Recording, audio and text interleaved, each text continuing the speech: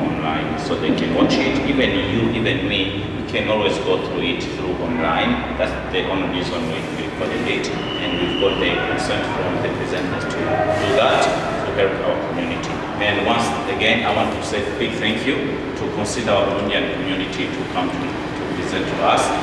The attendance is not that great, knowing if it's but it's our job to make sure the content goes to the broader community.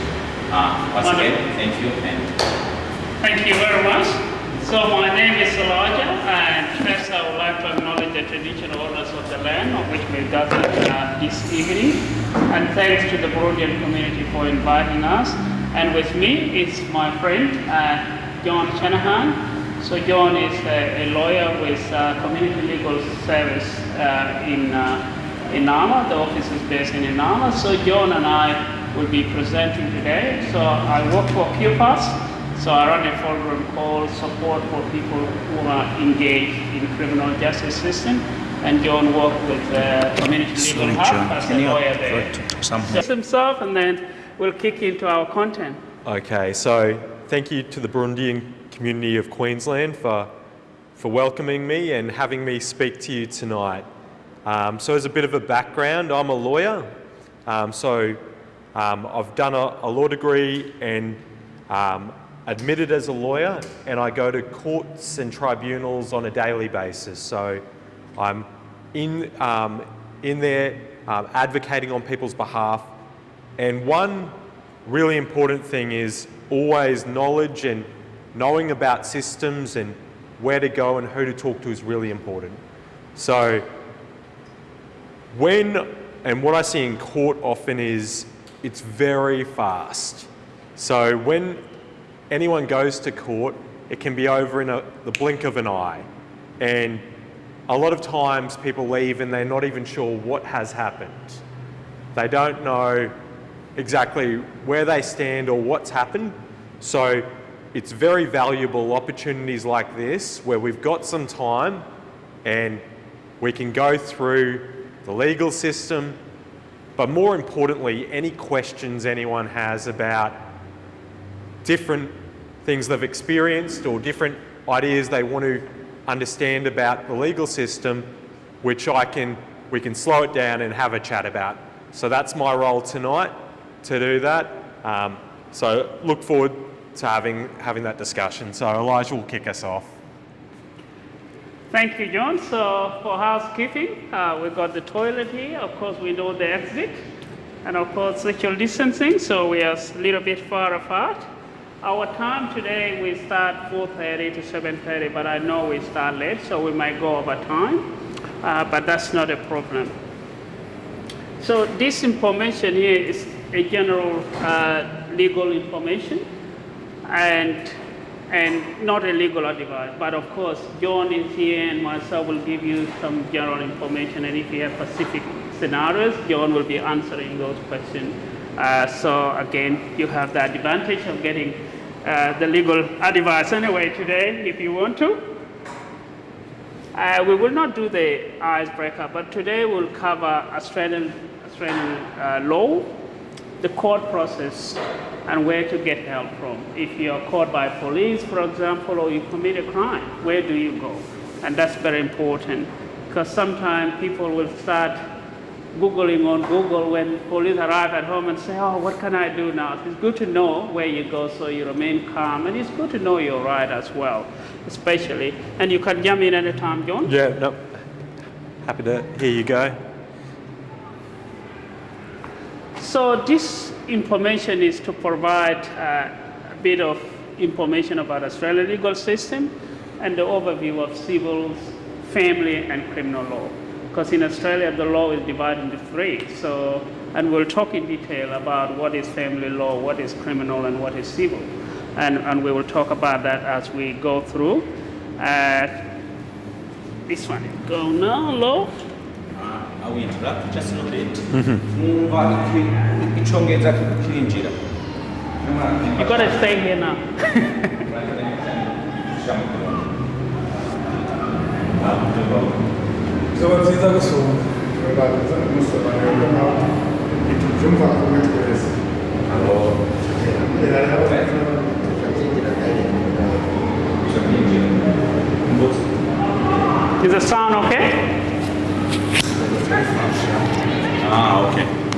You can stay here. Okay. Because it's good to have that information. So as I mentioned, the legal system in Australia is into 3 categories. So there's civil, which is things like neighbors' dispute, and all those. When you have a disagreement with your neighbors, that becomes civil. And then you have family law, which is around the family matters. And then you have criminal, which is more of the criminal thing like murder, killing someone, or assault, or robbery, all those things. So we'll talk more about that. ariko iyo bita sivoro ni amategeko ajyanye n'ibibazo kumbure by'imishwano bisanzwe ababanyi hakumvikanye ko ibintu bisanzwe byo kudahuza n'abantu. Hanyuma ikindi kibazo ni cya family law n'ibiraba ubwo umugabo n'umugore n'abana. Hanyuma hakabaho iri teko ryo bita criminal y'inkozi z'ibibi rero harimo rero ubusuma bubi ubwicanyi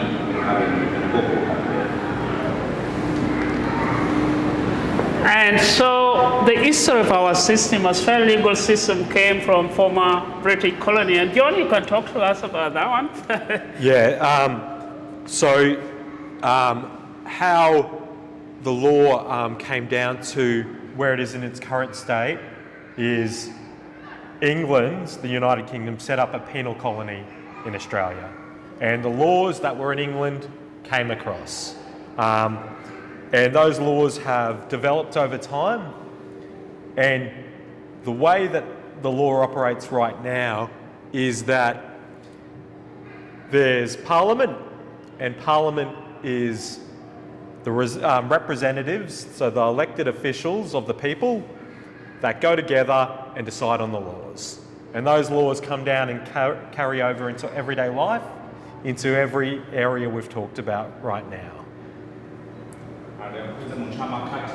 bijyanye n'amategeko muri Australia cyane cyane twayavanye mu Bwongereza nk'uko Australia yatuwemo abantu ba mbere n'abantu bavuye mu Bwongereza ngo bavuye mu Bwongereza bari n'amategeko yo mu Bwongereza yaje ngaha acabangana kandi imwe n'amategeko ashingwa ni barya bashinga amateka baserukira intara zitandukanye barashigenda bakakura hamwe bakandika bakakenguza amateka ayo mategeko bayemeza aca amategeko aturanga mu buzima bwa misi yose.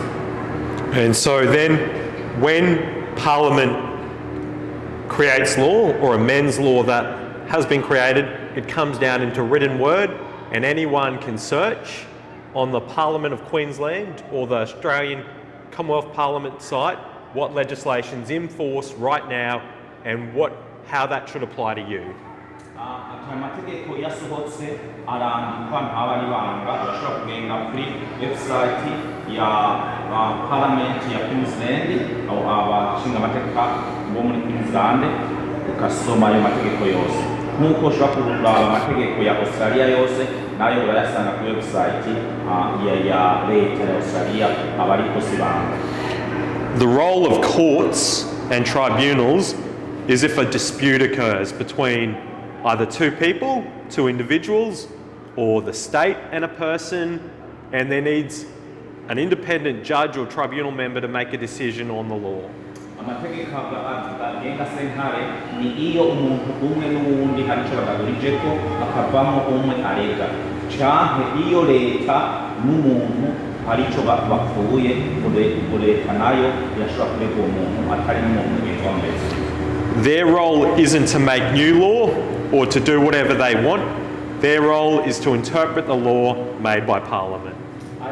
amategeko yo muri sentare canke court bobo nta mategeko mashasha bashiraho ahubwo bobo ni ugufata ry'amategeko yashinzwe n'abashinga amateka bakayafata bakaraba ingene yoza arakora muri sentare nta tegeko rishasha barikwiye gushiraho. Yeah, and those laws come from two sources. So one of them is what we call statutory law. So that law made by Parliament. And the common law, those are the ones that we came from British, bit of, and then built over time and become common law. So common law is based on the precedent. So if I'm arrested today, got charged, put in prison, jail for 3 years, and if the other person is caught And later on, they can look at my case, how that judgment was made. And if it is similar, then I will be judged on the same. So those build on the precedent. arava kandi n'ingene umuntu yagiye asubiramo amakosa nk'akarorero akoze amakosa hanyuma akaja mu akafungwa imyaka itatu asubiye gukora ikindi baraba kandi yuko ya mategeko hari ico avuga ku muntu yakoze nk'ico cyama. Yeah, no, that's fine. We can go. Yes. So that's our parliament. That's where they make the law. And a little bit, sometimes I find that a lot of us, when incident happen, we go to our local MPs and say, "Oh, my son is arrested. I want your help." It's actually it's not the role of legislator. It is the role of judicial. So the powers are divided into three. So the executive, those are the prime minister and the ministers. Then we have the legislature. Those are members of parliament, or what we call senators in other parliaments. Then judicial, that's where the court sit. These are the people who interpret law, as John said. That's where the court come out of.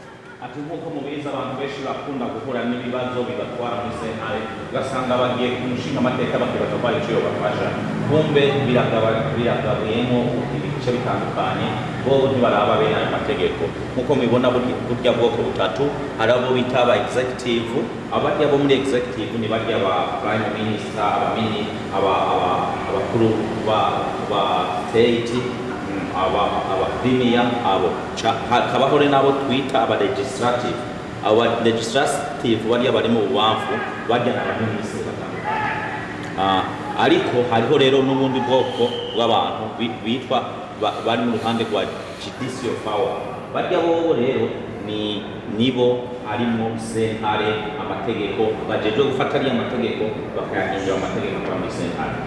And don't worry if you find it confusing.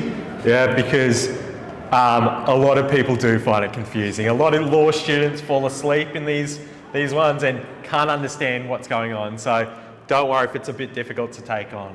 Maybe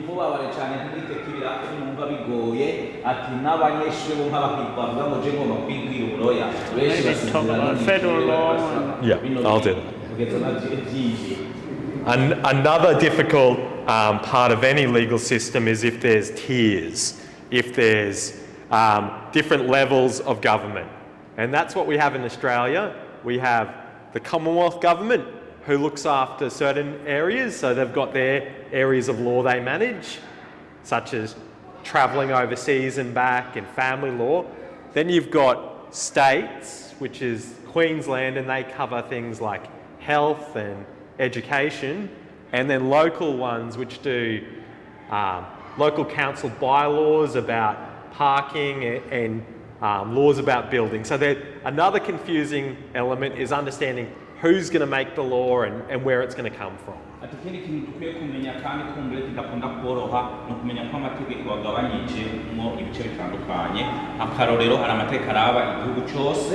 hariho amategeko araba intara gusa state n'amategeko araba agace ko batari nka komine ngo rero amategeko ya Australia ni baraba mukati nibyo amategeko gusohoka hanze ya Australia iyo ni Australia yose biraba abantu bafata ingendo muri Queensland ubuvuzi ibyigwa ku mashuri ibyo ni state ariko kandi kubaraba ibice bitandukanye nk'amakomine slogan state council and state council baraba ibintu bya parikingi nkabe n'ibyo bituraba byahagufi cyane. Okay,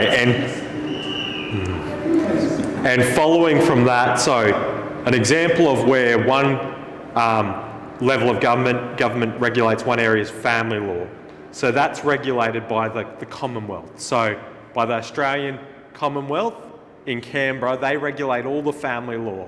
So anything to do with divorces, children, that's a federal issue, and they have the Family Law Act 1975 Commonwealth, and that covers all that area of law. kandi aturaba ni itegeko kandi riraba ku rwego rwa Australia yose ni itegeko y'ibintu by'umuryango habaye ugutandukana k'umugabo n'umugore, habayeho gushwana, habaye kutumvikana hagati y'ababyeyi n'abana, ibyo byose birabwa n'amategeko ya Australia yose si mu ntara. Whereas for crime, for criminal acts, so assaults and robberies, that's regulated by state. For example, Queensland. Amategeko ajyanye n'ibyo twita crime cyangwa criminal, amategeko araba mpanabyaha bihambaye babirekeye intara n'ihamwe ingene bo bazoza barahasha inkozi z'ibibi ziba muri iyo ntara. The most important thing for anyone who just wants to take a little bit of an interest in helping members of their community or other people is where a court what type of court will deal with what type of dispute. Ikindi naco dukwiye kumenya ni uko hari ubwoko butandukanye bwa sentare cyangwa court ziratandukanye. Ni byiza rero nk'abantu hamwe mupanga kuzoza murafasha abantu bahuye n'ibibazo kubereka ati bivanye n'ikibazo bahuye naco court cyangwa sentare uzojamo ni kuko nazo ziratandukanye. And the big difference between those two we've talked about is the family law is dealt with in federal court buildings, so in the capital cities, Brisbane, Sydney, Perth, in federal court, so one big building for the state. Nk'uko rero mubyumvise hari amategeko ayo ahambaye yafatwa ku rwego Australia yose, hariho sentare ya Australia yose ibamo imwe muri buri gisagara gikuru, muri Brisbane, muri Sydney, muri Melbourne, muri Adelaide n'abandi. So any divorced man and woman who are looking to have a dispute settled about their children will go to the Brisbane family courts and federal courts. Nk'akarorero iyo hageze abantu bashwanye umugabo n'umugore hageze gutandukana bategerezwa kwemezwa na sentare ijejwe amategeko y'umuryango iri muri Brisbane. Whereas the criminal courts, the Queensland courts that deal with civil and criminal matters, they're more spread out. Ariko sentare zijejwe ibyo n'ibyo byaha bito bito aribyo twise nka civil, hariho n'ibindi n'ibyo nabijya twise kandi criminal nabyo nyine bihambaye byose Zambia yashyizeho amasentare ahantu henshi atandukanye muri Rogani, muri Bini irahari, muri Richland irahari, amasentare ahari menshi. And that's the most. So you can see on the board we've got the Commonwealth courts on one side and the state courts here. Most people, if they have a dispute, they'll find themselves in a state court and that bottom of the state courts, the Magistrate Court, which is spread out all around Queensland. Turabona yuko hano mu mubamfu hariho sentare zo muri Queensland ziterwa na Queensland ziri ahantu hatandukanye, hariho country, hariho district, hariho n'amasentare mato mato, ariko commonwealth ariyo za Australia yose zozo nizo zijya zimagistra zozo usanga zijejwe ibintu bya family kandi usanga ziserukira Australia yose. Okay, and the magistrates courts, they're around here. The closest ones are there's Beenleigh, which does all around Logan area. There's Holland Park, which does Mount Gravatt area. There's Richlands, which is near where I work. So they're some of the common magistrates courts where you'll read about people going to court. Those will be the courts they're at. Oh,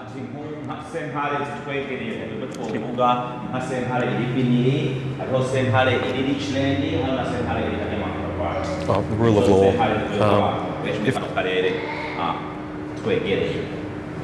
Okay, this is a really important point I wanted to touch on. So, guiding all the law that's made and the legal system, there's a key idea behind it in Australia called the rule of law. Hariho ikintu agombye gusobanurira rule of law ni nk'ikintu kirongora itegeko. Now, what that means is that everyone should be equal before the law. nk'ikintu cya mbere kirongora itegeko ni uko kivuga ngo abantu twese turangana imbere y'itegeko. Whether that's a prime minister or someone without a job, whether that's a man, whether that's a woman, whether that's a disabled person, everyone, if they're before a court, should be treated the same and should be given the same rights. Bivuga yuko yaba ari premier ministre, yaba ari umuntu adafise akazi, yaba ari umuntu amugaye, yaba ari uwari we wese asanzwe, jewe nawe twese turangana imbere y'amategeko.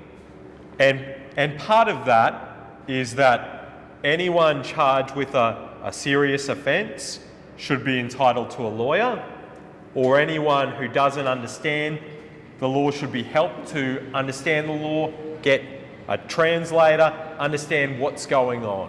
Ati ikindi naco nuko umuntu wese ahuye n'ikibazo gisaba kuja muri koti akwiye gufashwa kuronda canke kuronka umuroya si umucamanza umunyamategeko kandi n'umuntu atatahura ururimi nawe baramufasha kuronka ubimusobanurira mu rurimi atahura.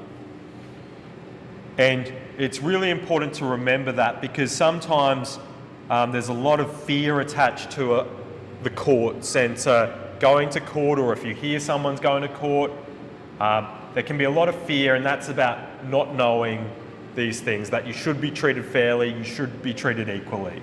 Abantu benshi barakunda gutinya iyo batwawe muri sentare, ariko barakwiye kumenya yuko baba bafise nabo nyene amategeko abarengera naho baba bamaze gukora ivyaha. Nk'akarorero ufatwa urubahwa mu makosa yawe wakoze ubandanya wubahwa kandi ufatwa kimwe na mugenzawe atakoze icyaha, atagize icyaha kugeza icyaha kikwagiye. And that's part of tonight, is about taking away any fear. So if there's any questions at any time, anyone wants to ask me anything or stop me in my tracks and check on anything, go ahead.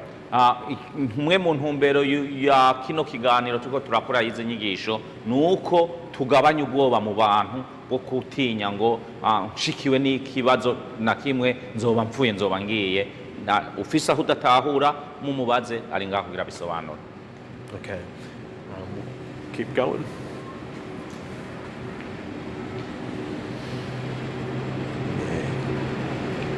Okay, so this is, again, it's a complicated area, but it's another really important area. And that is, if you went before a court and you thought they treated you unfairly, what would your options be? Ikindi naco ni kubabwira mbega iyo umuntu agiye muri sentare akabona amengo yarenganijwe, uburenganzira bwawe nubuhe? For example, say we have someone charged with a minor offence of stealing candy from a shop.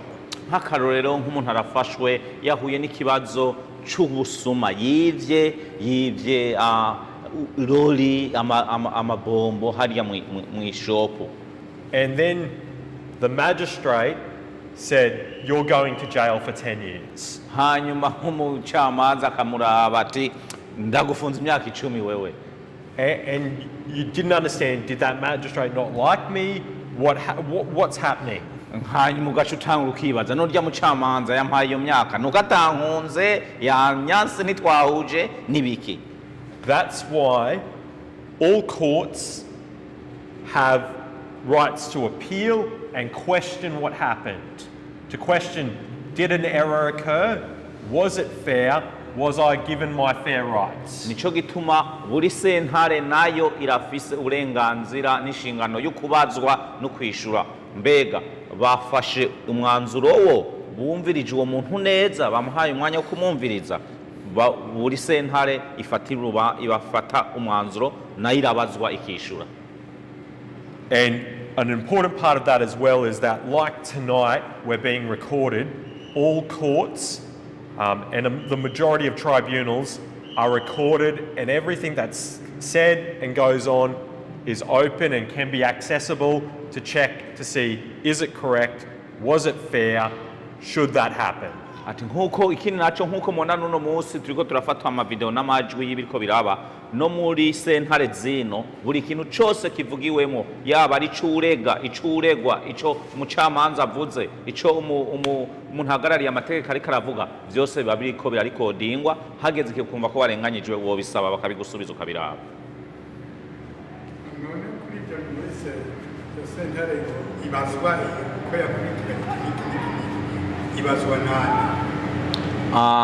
In terms of the court being answerable to say, to explain how the process went, who are they answerable to, or where do you appeal? Okay, so good question. Ni kibazo ciza. And what happens is there's a structure of courts that go like this. So the common court around everywhere is the Magistrates Court. At Beenleigh, Richlands, Southport. Ati hari sentare zigiye zirutana izo tuzi duhera ko twese tuzi Biniri, Richland, Zimankravate, izo benshi basanga bajamo mukumva ko biheze ziriya nizo z'intango. Above them is the District Court. Iyikurikira rero ishoboye kuyibaza ati mwe kubeka mwabigenjeje uku ni yitwa District Court, sentare ya komine.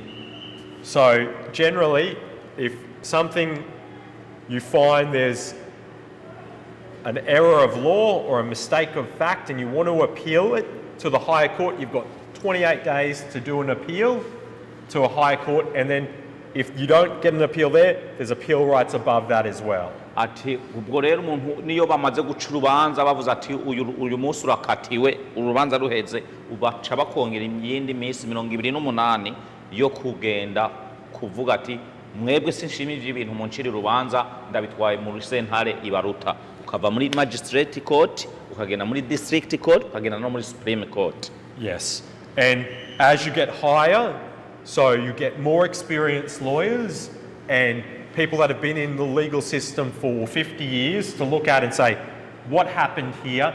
Is that correct? Is that right? And you get multiple people sitting. Uko uwunguruza sentare ugenda kuri hejuru yayo ni kuhura n'abashinzwe amategeko bagufasha b'inzobere babimazemo igihe nk'abamaze mu myaka 50 baragereranya bakaraba ati mu myaka ingahe irenganye uyu muntu bamufatiye umwanzuro nk'uyu uyu we niko kibaciye bamufatira umwanzuro nk'uyu bakagereranya ko baba babimenyereye umwanya muremure. And just before the question, and there's two sides to the appeal. So there's the side where on appeal it can be decided that what was decided was wrong and we'll change that, but it also there's a side where it can be published and say to that person who did the wrong thing, you've made the wrong decision and this is what you should have done. So there's a corrective for the person and for the system. Harimo ibyiza bibiri ku muntu kuduza urubanza kuri sentare nkuru. Icambere baramubwira uwo muntu bakamubwira ati dusanze barakurenganije urubanza rwawe nuko rwari kwekomera. Ariko ikindi naco nuko iyo basanze waratwara urwo rubanza ariko n'ubundi watsinzwe baca baraba bati nibihe bintu uno muro yakoze yamuhaye igihano cyo ariko akoresha ingenda atariyo mu rubanza. Ubwo rero baca bakosora, bashobora gukosora wewe cyangwa nabo bagakosora sentare ingene zoza bigenze ikindi gihe. Okay, and we've got a question.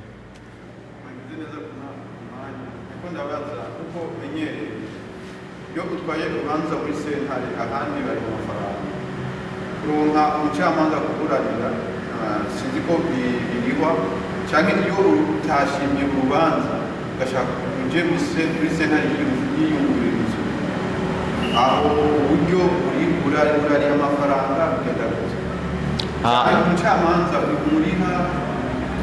He's asking on how to get the lawyers. How do you pay the fees, and what happens when you want to go to a higher court, the fees. So the question here is around the fees. Yes, so, okay, so we'll skip a little bit ahead. So we're going to talk about legal advice and legal assistance later.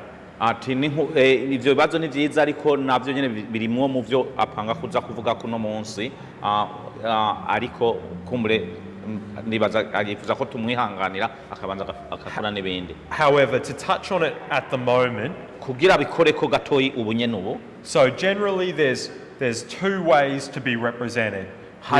Hariho ubwoko bubiri bw'ingene woronka umushinga amategeko wawe. And that is to firstly privately pay for a lawyer.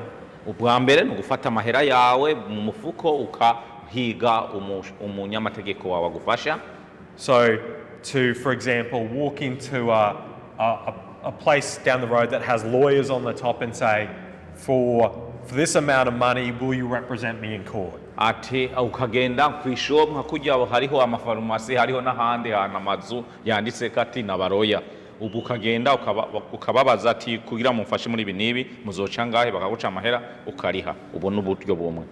However, there's another system if people either have significant legal issues or have significant legal issues or lesser significant ones but don't have the money to pay for a lawyer.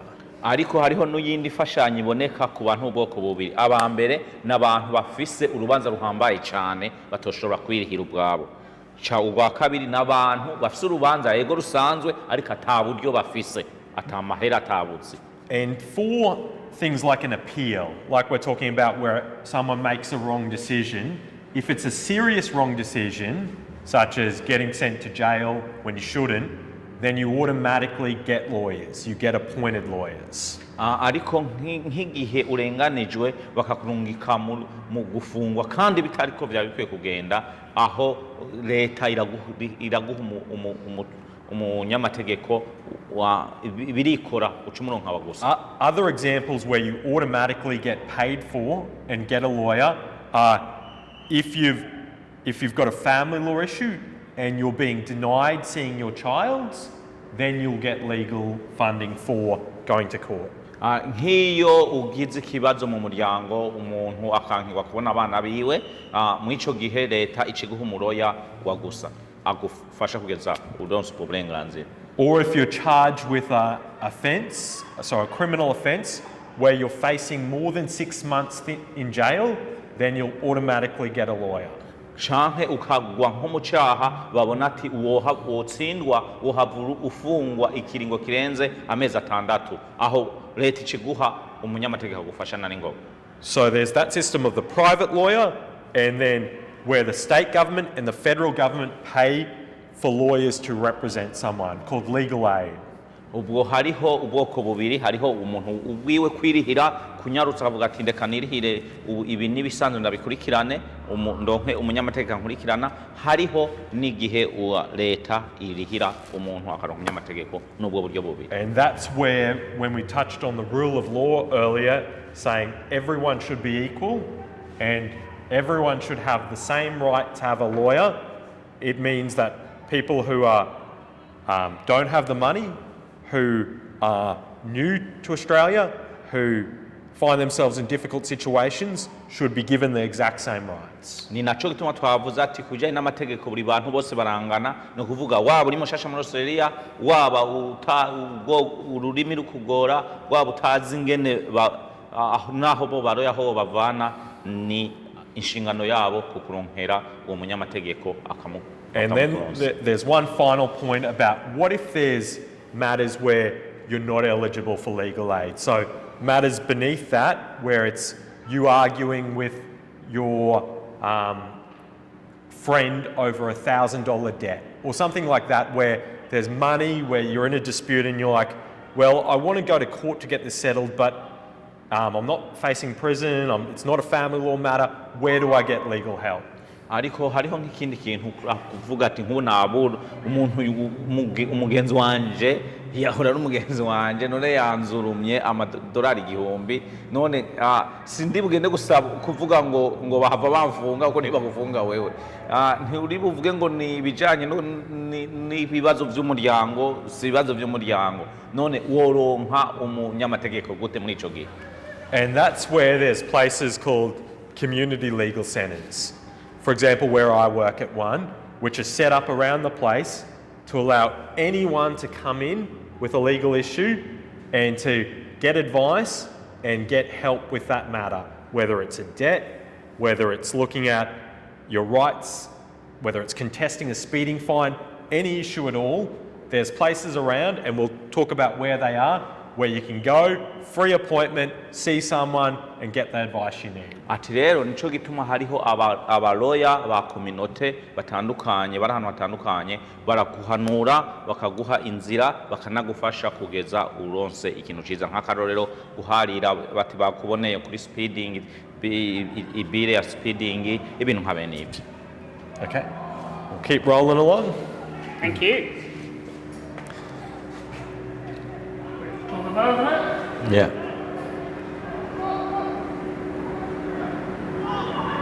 Okay, we can have a chat about what happens at court, because this is sometimes the what I said at the start, the really fast, confusing, packed courtroom where everything happens in a blink of an eye. So we can have a bit of a talk about what actually happens. Ibi ni ngirakamaro cyane ko tubiganirako kuko iyo umuntu nimba hari umaze kuja muri sentare yo ngaha abantu bose baba bipanze kubw'ivyo abantu bose bavuga banyarutsa mu minota 5 urubanza baba baruhejeje.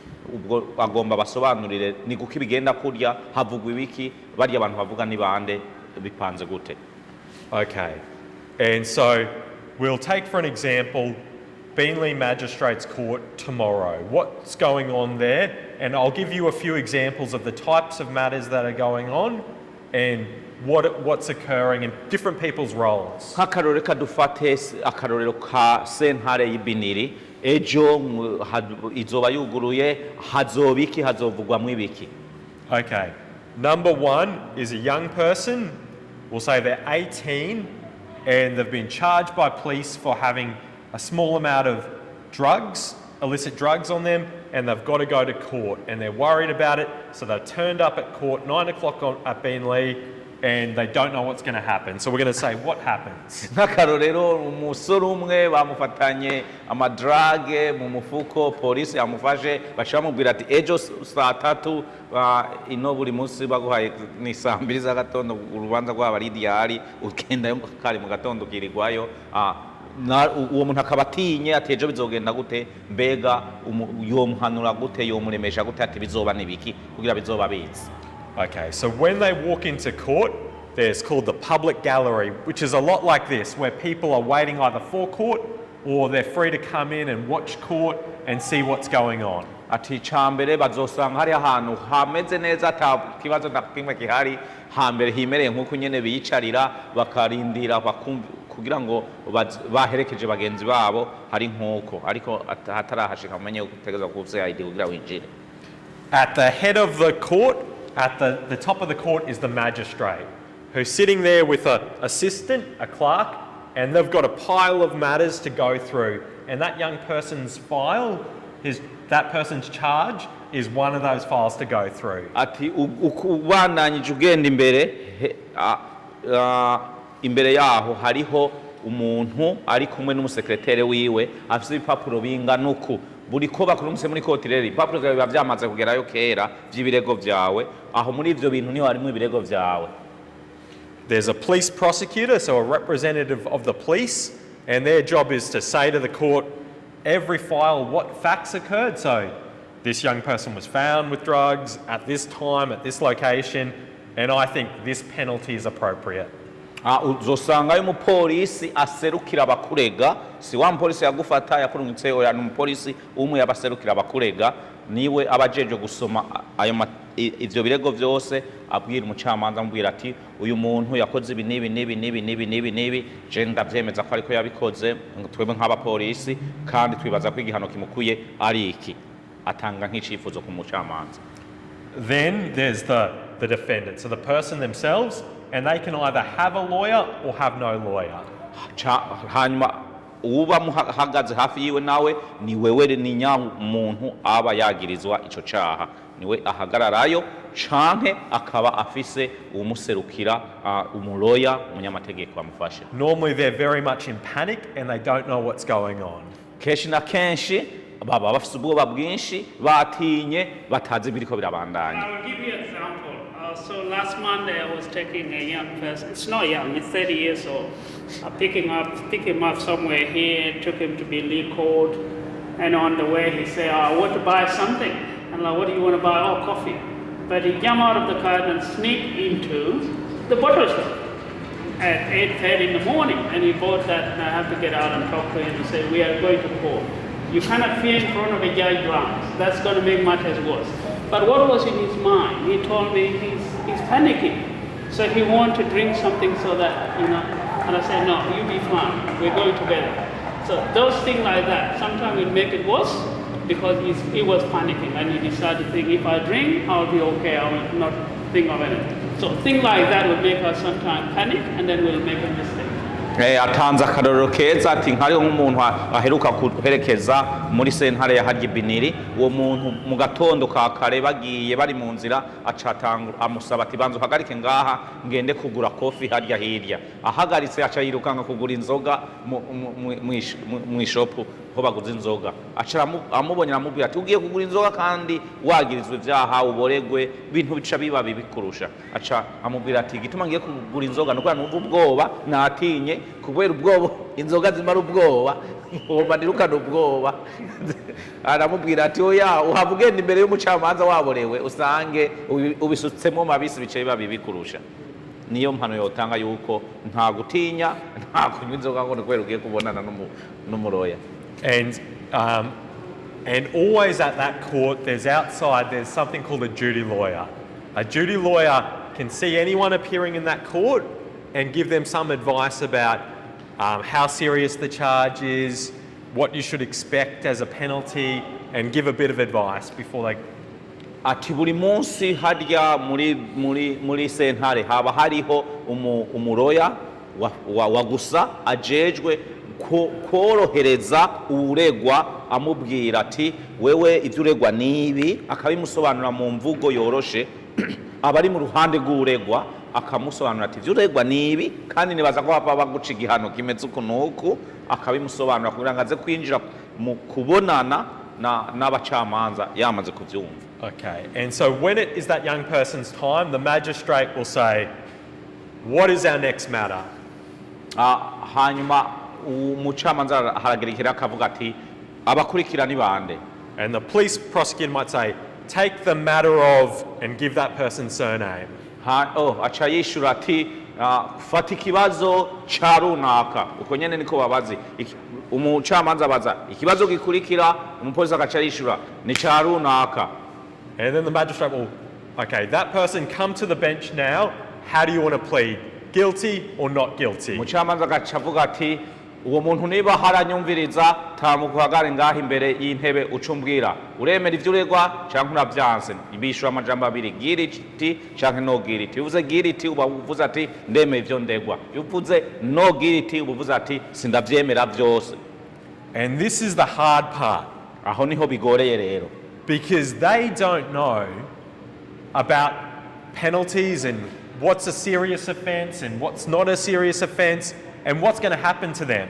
Kubw'ivyo ntibaba bazi ni ibintu bihambaye, ibikomeye, ibidakomeye, ntibaba bazi ivyo urubanza rwabo buremere bw'ubwo rubanza barimo. So lawyers like myself, I go to court most days of the week and I know what penalty, what offence we'll get and what to expect, and I'm used to the system. Ariko umuroya nkanje nsanzwe nzi ati uyu muntu nkurikije ibi vyaharegwa aza kuhanwa ibihano bimeze uku kuko nsanzwe ndabibamwo buri munsi mba ndi muri court. And that's the power of getting that knowledge and talking to a lawyer beforehand just to know, am I facing some real trouble or what's likely to happen? Niyo nyungu rero yo kuganira n'umunyamategeko abize abimenyereye utarashika imbere y'umucamanza kugira ngo abanza kumvisa ati bega ndapfuye ndafunzwe biza kumva ko nibikono munsi. For example, if that person says, yes, I did have the drugs on me, I did do that, I want to plead guilty, what might happen is the magistrate might hear about that, ask if they've got anything to say, and then say, well, I'm going to fine you $300. ati nk'akarorero uwo muntu ashobora kugenda agacavuga ati guilty bisobanura ngo ndavyemeye uwo mucamanza acabaza kandi urega ati hari ibindi ugira wongereko hanyuma akavuga ati ntavyo nongerako umucamanza akubita hasi agacavuga ati ndakubise urubanza ndarurangije ndamuciye amadolari 300. But like Elijah's client, unless they know that beforehand, they're full of panic. Nkuko atanze akarorero uwo mugenzi yari aheruka gutwagwa guherekezwa muri sentare ndazi bataragira naho honka abo ubwoba bwamaze kumwica. So that's one role of the lawyer, to say what's a likely penalty if you do plead guilty. Icambere rero akamaro k'umunyamategeko k'umuroya ni ukugufasha kumva ati urubanza rwawe rupima ibiro bingana uku ari nkamwe ni watsindwa uzohabwa igihano kimeze uko. The other thing the lawyer does is they look at the facts that are alleged to have occurred. Ikindi naco umuroya ajejwe ariga neza cyane ivyo uregwa akabimenya we ubwiwe akabanza akamenya ibirego nkuko umenga ni waregwa. And then you say the police are saying that you were here and that they searched you and they found this substance on you. What do you say about that? Bakamufasha ati abapolisi ibirego bariko barakurega nibi wewe wumva nyene ari uko vyagenze ubivuga kwiki. And that young person might say, I wasn't there, I didn't do it, I didn't have that on me. They've got the wrong person. Nkumva kare umusore ashobora kuvuga ati uwo munsi aho hantu bavuga siho narindi nukuri bazoba banyitanije n'undi muntu. So the lawyer's other role is to question what evidence police have.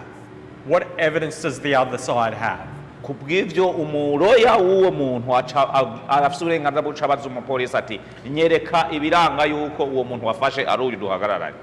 And then if it looks like the police don't have evidence, then you can set it down for what's called a hearing.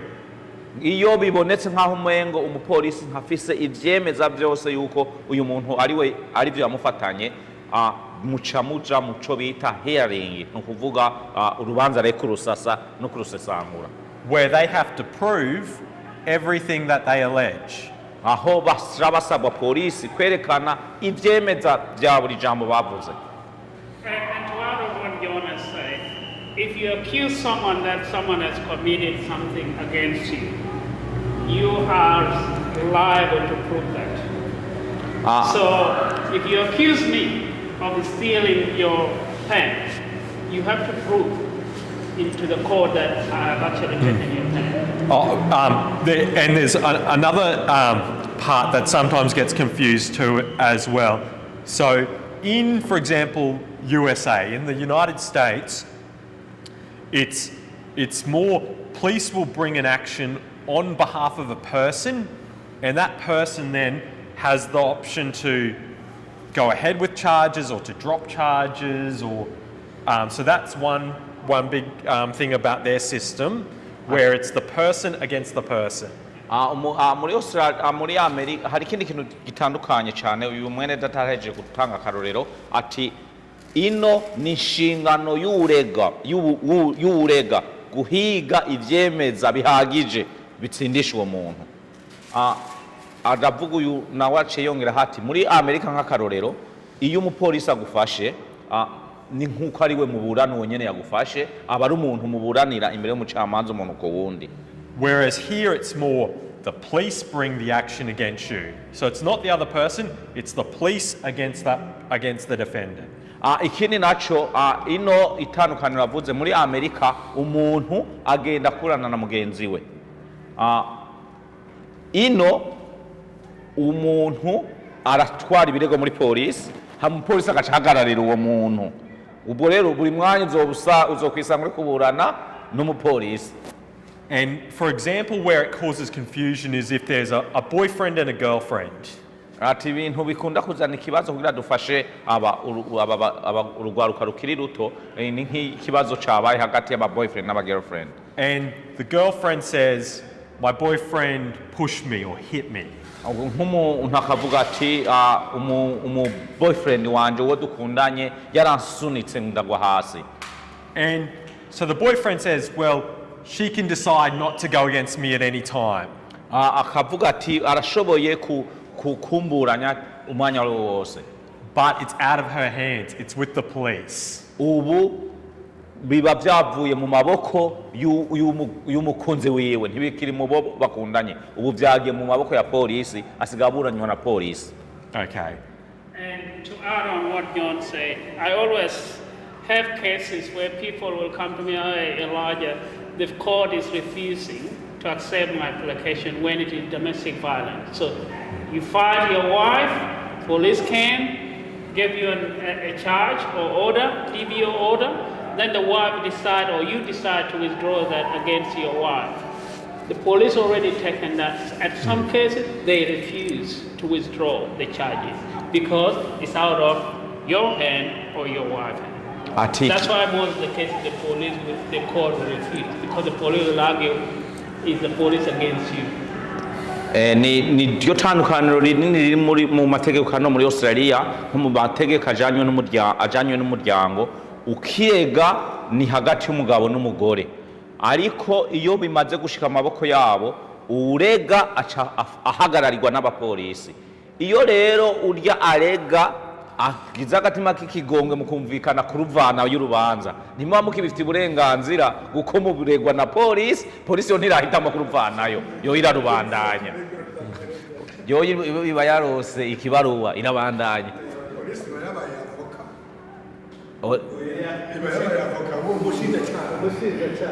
Iba yabaye umushinjacyaha. Because the role of the police is to impose the law, so that's why sometimes they're the first people to come to the scene, and then they will lay charges against.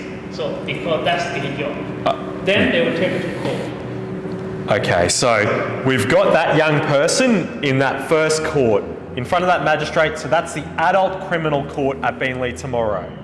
Ati nk'akaroro turagarutse kuri uno musore ahagaze muri sentare y'Ibiniri ejo. So also in that court, there's people charged with stealing things, with driving dangerously, driving without a license. So all adults are going through, it's adults versus police in that court. Ati mw'ico cyumba usangamo n'abandi bantu bagirizwa ubusuma, bivye amamodoka canke batwaye amamodoka nabi dangerously, hanyuma aho hose usanga abantu bakuze gusa bariko baburanwa n'umupolisi imbere y'umucamanza. Other courts we have going on, so there's a few different courts in that courthouse. We've got a domestic violence court, a specific court for domestic violence. Mu kindi cyumba gitandukanye n'ico, muri iyo sentare imwe nyene, muri uwo mwanya umwe nyene haba harimo abandi bantu bariko baburana imanza z'umuryango. That's probably the most busiest court in all of Queensland at the moment. Nizo manza zuzuye muri sentare zo muri Queensland muri no misi sentare zabitwa kuba bakundanye. So there's thousands of applications going through that court. Hariho imanza ibihumbi n'ibihumbi muri sentare zo muri Queensland. And it's a very difficult area because A, it's the state getting involved in the private lives of adults. Biragoye guko ni leta iba yinje mu buzima bw'abakundana.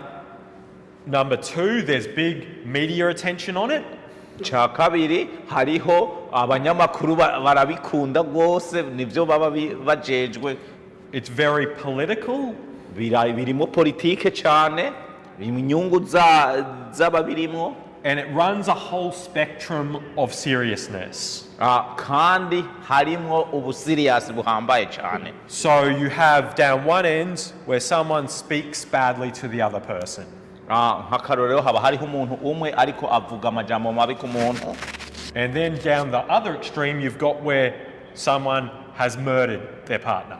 Kubw'ivyo usanga imanza zirarutana uburemere. Umwe usanga avuga ngo yandavye nabi, ubwo n'urubanza batwaye muri sentare. Ubundi nawe ariko avuga ati uyu aheruka kwica umugore wiwe. Urumva ni imanza zitandukanye uburemere. And it's extremely busy. And no one wants, there's pressure on everyone. Pressure on the police, pressure on the parties, pressure on the magistrate. kubw'ivyo usanga buri muntu yapanitse ibikorwa vyamurenze, ari uwarenganijwe, ari uwavuzwe nabi, ari uwatutswe, hanyuma kandi hakabaho polisi nawe ibikorwa biramurenze, hakabaho n'ibikorwa vy'umucamanza nawe biramurenze. And so you get there, and this is one of the ones where you want to give people as much. There's lawyers there to help on the day, but on the day, like I was saying earlier, you're under a lot of pressure and stress, and it's very hard to hear what's going on. Kubw'ivyo nico gituma usanga abantu benshi bapanitse, bahagaritse umutima, batatahura n'ivyo arivyo biko birabandanya. Yep. And so in that court, what can happen is an order can be made against someone and it interferes with what they want to do, their freedoms. Kubw'ivyo ico bakora muri iyo sentare ijejwe ivy'imiryango, kenshi na kenshi umucamanza arasoma ibintu vy'amategeko bigiye gutandukanya abo bahora bakundanye. Ayo mategeko kenshi ahagarika uburenganzira bwa bamwe muri abo, ukanka ivyo wahora urekuriye gukora kandi bica bitangura gukora uwo munsi nyene. So that's all the law I do, is where I get involved in issues where someone's rights and their freedom and liberty is getting impacted by the state. Kubw'ivyo kenshi na kenshi ndaja muri izi manza aho usanga umuntu ubuzima bw'abantu bwahinduwe na leta. So we've got, in that court, we can get an order saying a husband and a wife can't see each other. Hakarorero usanga imyanzuro bakunda gufata ati umugabo n'umugore ntibazosubira kubonana. Then in other courts, so in that criminal court, what we had with that young person and all the other people in the criminal court, we can have things like fines, we can have probation orders, imprisonment. So these are all powers of the magistrates to give on the day. Umucamanza umwe usanga bafise ibihano bariko baratanga muri iyo sentare y'imiryango, urubanza nyamukuru baca turababuje ntuzosubire kubonana, niko urubanza rwambaye baca. Ariko muri iyi sentare yindi yitwa civil canke criminal y'aba bantu bakuze batari umuryango, byaha bitandukanye, batanga ifayini, batanga igihano cyo gufunga, ukavuga ati bamutwaye kumufunga canke bakamwandikaho record ya criminal.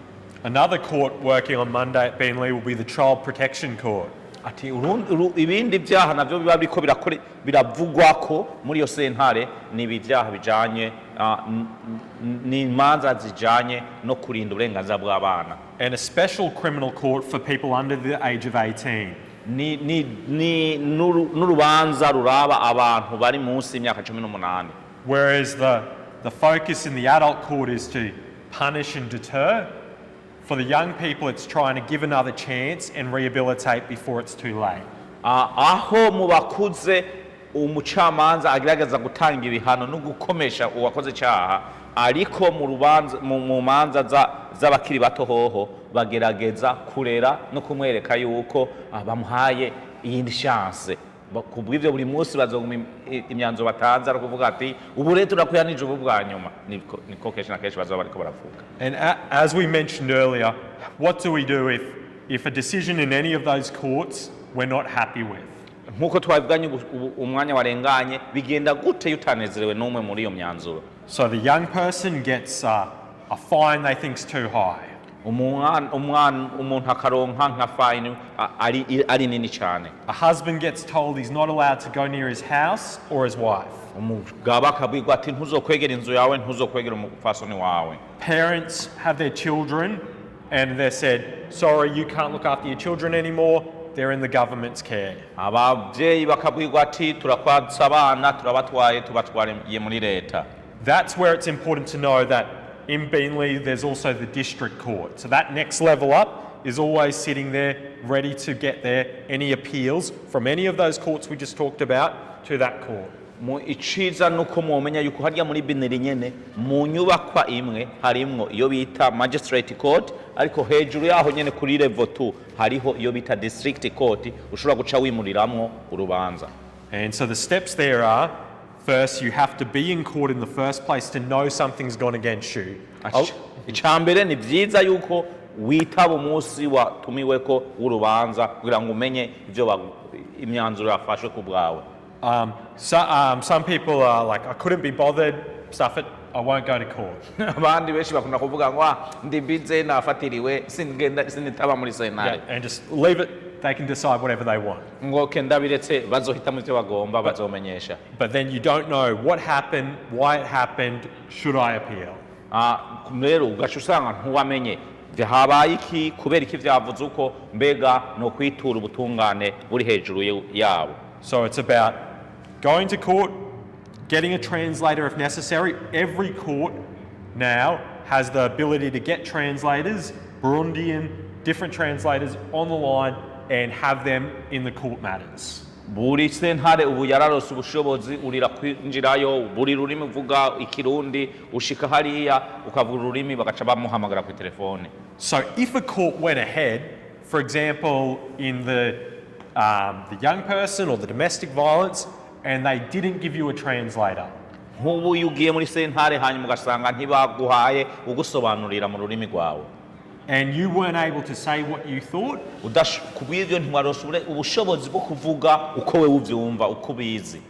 That's a very good reason why a court would allow an appeal against those decisions. Ni impamvu nziza igaragara igituma ngo urubanza rwawe rwosubirwamo. Where they'd say you were denied natural justice and the ability to understand what was going on. Ukavuga uti nararenganijwe kuko sinahawe uburenganzira bwo kwisobanura sinanatahuye ibiko birabandanya. And I have an example. Last year, a lady was stopped by a police on the road, and she doesn't speak English, and she was asked license, and she said, "I don't have it on me." And the police said, "We can arrest you. Do you know that we can arrest you?" And she said, "Yes, arrest me." So she was arrested. But because she thought it was mean different thing to her. So she was arrested and then she resisted. Then at the end, certain thing happened and she got miscarriage while the police took her to watch house and all that. But what the court found out that she misunderstood because she doesn't speak English. So the case was thrown back for mediation, and I'm yet to do that mediation next month between the police and him. But that's what happened. So it's important you tell them I don't speak English. Ati umuntu adazi kuvuga icyongereza ni byiza ko ababwira akamenya n'imiburi kutamenya icyongereza birasanzwe ariko ukwiye kumenya akajambo kamwe me no English ukwiye kukamenya kukavuga neza kubera ko atanze akarero k'umupfaso n'umwe yahuye n'abapolisi baramubwira ati turasabye license nta cyongereza arazi nawe arababwira ati nta license ifise hanyuma baramubwira ati urazi ko twokwarestinga nibaza avuze ati yagombye kuvuga ati yego ndabizi nawe ati arresting baraca baramwarestinga ikibazo aciyagira kibabaje cyane nuko wumva yaciye akororinda hanyuma rero kujya bamufata no kumurazimisha indishira koroka baca bitwa muri sentare urubanza barwegamika ku bapolisi uyu ni wazobikurikirana mu minsi ingene bazomuriha indishi yakababaro ingene bazobyumvikana ingene bakoze amakosa. And courts do respond. So for example, I've got a client from overseas and court coming up in the next week and a half, and they don't speak English, and we're asking for an order to be taken away so they can travel overseas.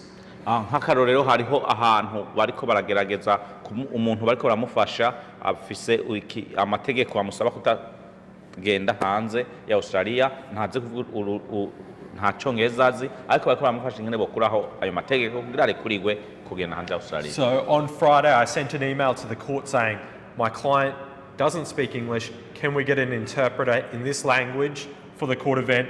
And in 30 minutes later they said yes. So tick. Nk'akarorero natanu muri no misi kuwa gatanu narasavye nti client wanje ntazi icyongereza nkene kumuserukira ariko nkene umuntu azomusobanurira mu minota 30 bari bemeje ko interpreter azoboneka. Okay. Elijah, we're ready to go on. And if you have any question, keep asking. Maybe go through that, what does that mean? Yeah, so in all those courts on Monday, what with that magistrate with a pile of court files, they want to know what's the next step. nk'akarorero tukigarutse ku karorero twako turafata biniri n'imanza zihari buri muntu wese aba akeneye kumenya ati none kizokurikira niki muri izo manza zose. So the magistrate's basically going through each file and saying, what's going to happen here? Are you going to plead guilty, not guilty? Do you need more time? Do you need to see a lawyer? Do you need an interpreter? What's the next step? Kubw'ivyo uwo mucamanza umunsi wa mbere ugiye muri sentare icambere baba bakeneye kumenya aho uhagaze. Ntushobora kugenda ngo baca gufunga uwo munsi. Uragenda bakabaza ati mbega urabitahura, mbega uremera ivyaha, mbega urakeneye mu interpreter, bimeze gute? Umucamanza bakeneye kumenya ingene bihagaze. So the first time anything comes to court is called the first mention, the first time it's mentioned. Kubw'ivyo umunsi wa mbere ugiye muri koti baca bavuga yuko ari umunsi wa mention bisobanura kubivugako. And what the court wants to do is just to know that you know about court, so the person that has to go to court knows about it, and they're there, and it can go to the next step. Icambere sentare ibijejwe kumwe n'abapolisi ni inshingano yabo kwerekana ko wewe wamenye ko watumwe ko muri koti n'umunsi n'isaha wabimenye, hanyuma umucamanza nawe ni igikorwa ciwe kumenya yuko we watahuye ivyabereye muri sentare. Okay, so that's where the first one. So the next thing Elijah's got on the slide is what's called summary offences. So the way the charges are broken down in Queensland are there's less serious offences, which are summary ones, such as the drug possession we mentioned earlier, which are heard in that smaller court, the lower court, and don't attract very big penalties generally. Their maximum penalty isn't that high. Hariho ivyo imanza ivyaha n'ibihano vyavyo. Hariho ivyaha bidatwara ibihano binini, ivyo rero nivyo muri sentare bikunda kuba biriyo vyinshi. And then there's a division to more serious offences, which are called indictable offences, because they can, why they're called indictable is they go to a higher court and they proceed and can proceed on indictment, which is a written paper. Ico ntavuze ku cambere bazita ni summary offenses. Zikurikira indictable offenses ni ivyaha bihambaye kumbure bisaba kwihwezwa cane, ukurabwa cane na sentare zo hejuru. So for example, where having a little bit of drugs on you is summary and it's lower court. Aho kuba ufise utudrage fulani mu mufuko birabwa muri sentare ntoya bikitwa summary offense. Whereas if you are running a drug trafficking business, bringing ships of drugs from overseas, then that's a higher court. Ariko nimba utwara amatrake y'ama drugs ico ni cyaha kinini cyane. Other examples of higher court matters that go to the high court: murder, if you murder someone, rape, kidnapping, those are called more serious ones. And what that means is generally there's more time to consider what's the appropriate penalty, what should happen in this, can that it be approved, what's going on. Ati bene ivyo vyaha binini rero bisaba n'umwanya munini kuvyiga bakamenya ko batakubesheye kandi bakanamenya ko n'igihano baguhaye kitari gito kabisa gihasha ico cyaha wakoze. Question. None umwarimuza abatwara itrake kirimo amatrake uko je numva bari umukozi.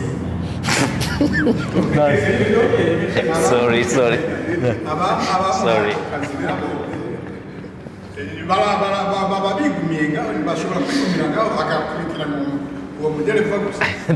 The exam, sorry, I laughed. It's a, for example, you said the driver shipping a container of drugs is an indictable offense. Yeah. To him, it sounds like he's an employee of a company. So I think you should arrest the boss. Yes, they should arrest the boss. Correct. Okay, and so when we look at what does so when that magistrate, so their first job is they're administratively trying to get through all that list of files. Oh, did you comment about this? Oh yes, okay. So with those sort of offences, what happens is the knowledge. How much knowledge did a party have of what was going on? Ati cyambere baraba urya muntu hakarore kuje turavuga uno mudereva ari bitwaye yarazi byari karatwara. So on the specific thing, so there's a concept called parties to offences. Hari byo bavuga nti abantu baterereye mu cyaha. So you can be, say you go with someone, you're a driver of a car and you go to a shop and someone gets out and robs the shop and comes back to the car. Akarorero ukabura umudereva ugatwara umuntu ku ishopu akiruka mu ishopu akiba agashagaruka mu modoka yawe ugacotwara imodoka. And you say, hey, I just drove the car. Ugacuvuga ngo yaje sinivye je nako ndatwara imodoka gusa. They say no, because it's a common enterprise together, you all did the robbery. Bavuga yuko kubera mwafatanije hamwe mwagiye umugambo umwe mwese murabasuma. So for that person with the ship, so a ship coming in with drugs on it, it comes down to who arranged it, who gave the money to hide the drugs, who unloaded it, who did what steps. So you've got to piece together, and that's who delivered it. And the lawyer's job is to say at every step, how much does person A know, or person B know, or where's the knowledge, what's going on? Ati gikorwa rero cy'umuroya no kuraba guhera ku igihe ayo madragi yategurwa kugeza ashitsi yaja uwatwaye imodoka uwayapakiye uwayapakuruye abantu bose bakozemo bose na nyeneyo ninde nyeneyo baraba buri muntu bagenda baraba hoba harimo abikoze akazi nk'akazi atabyazi canke nimba babikoze nk'umugambi bari bagiye bariko barafashanya ingene vyoshika hariya. And that's sometimes you see the charges may not be equal.